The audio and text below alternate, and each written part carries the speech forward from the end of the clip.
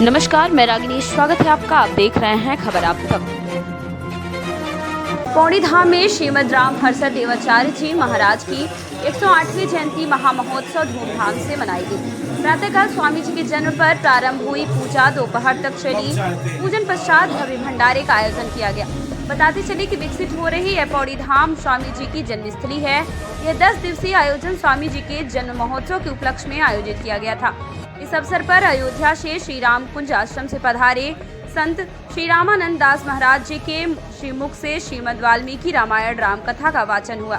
रीवा अखिल भारतीय श्री राम हर्षण मंडल आयोजक मंडल द्वारा अध्यक्ष ब्रिजेंद्र तिवारी ने बताया कि यहाँ पर राम हर्षण देवाचार्य जी महाराज का 108वीं जयंती महोत्सव यहाँ पर पूजा अर्चना की गई। यज्ञ हवन एवं भंडारे का यहाँ पर आयोजन किया गया।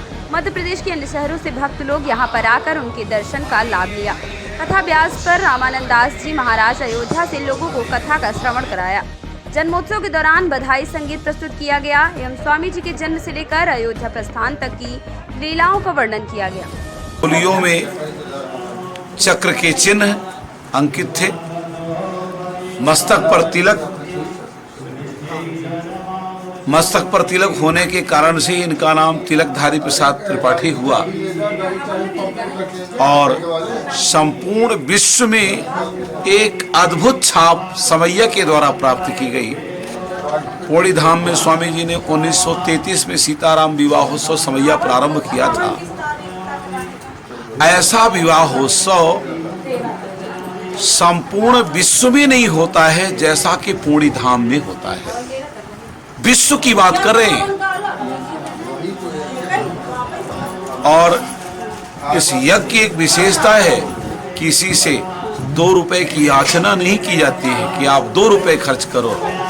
सब किशोरी जी कर रही हैं और ये भूमि ऐसी भूमि है जहां प्रतिवर्ष किसी न किसी को आज भी श्री किशोरी का इस भूमि में दर्शन होता है।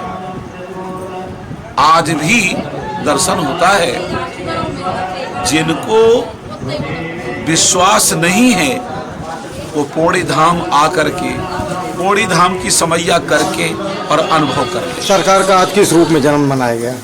आज स्वामी जी महाराज का जन्मोत्सव बड़े भव्य रूप से मनाया गया।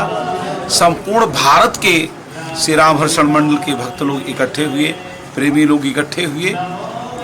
लगभग हजारों हजार की संख्या थी।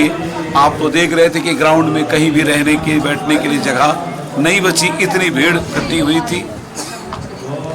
और ये परम पूज्य श्री रानी माता जी के पुत्र के रूप में स्वामी जी महाराज का जन्म हुआ। इनके पिताजी का नाम श्री पंडित श्री राम जीवन शरण त्रिपाठी था। ब्राह्मण कुल में इनका जन्म हुआ। इन्होंने 13 करोड़ राम मंत्र का जाप किया। 32 ग्रंथों की रचना की है। ये सारे ग्रंथ मैथिल उपासना से भरपूर भगवत शरणागति, भक्ति, ज्ञान, वैराग्य, कर्म, योग, साधना से परिपूर्ण ग्रंथ हैं। कितने दिन का कार्यक्रम आयोजित किया गया था और क्या क्या कार्यक्रम? ये कार्यक्रम 10 दिनों का कार्यक्रम है। प्रथम तो शोभा यात्रा विशाल निकाली गई। वाल्मीकि रामायण की कथा 9 दिनों तक हुई। साथ ही स्वामी जी महाराज की बधाई, जन्म बधाई का कार्यक्रम, उनके लीलाओं का मंचन किया गया। स्वामी जी कैसे रहते थे, उनका कर्तव्य कैसा था, उन्होंने जीवों पर कैसे महत्व की कृपा की, ये सारी लीलाएं स्वामी जी महाराज की होती रही। सीता विवाह उत्सव जो परंपरा है, कितने वर्षों हो गया? सीता विवाह उत्सव 92 वर्ष पूरे हो चुके हैं। अब 93वां वर्ष आगे पूरे होने वाला है। ये अगहन शुक्ल पक्ष द्वितीया से सप्तमी तक कार्यक्रम होता है। प्रतिवर्ष होता है। सन 1933 में पहली बार हुआ था, तब से अब तक बंद नहीं हुआ है। ये चलता ही जा रहा है।